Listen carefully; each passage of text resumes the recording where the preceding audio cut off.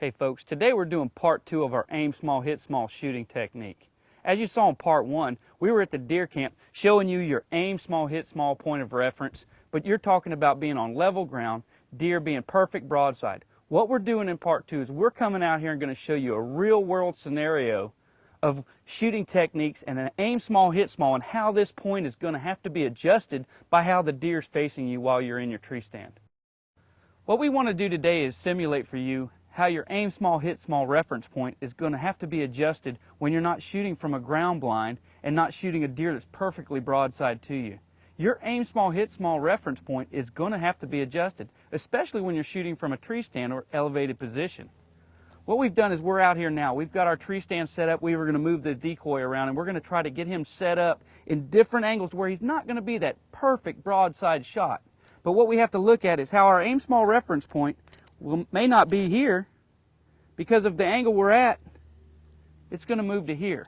That is because of the angle that the arrow is going to enter the deer and where you're going to hit all the vitals in the deer. Here's an extreme quartering away shot. Practicing from your tree stand at this sort of a quartering angle, yes, you can vitally hit this deer. But what you need to know from your tree stand is just how much is too far. How much is he quartering just that little bit too far? Now you are taking that risk of not vitally hitting this deer. So you have to do one of two things. One, wait. Wait until he quarters, comes back into your good frame or your good reference point to give you your good focal point. Or two, let him walk. We all hate to do that, but sometimes it's for the best because you won't wound the deer and it'll give you an opportunity later.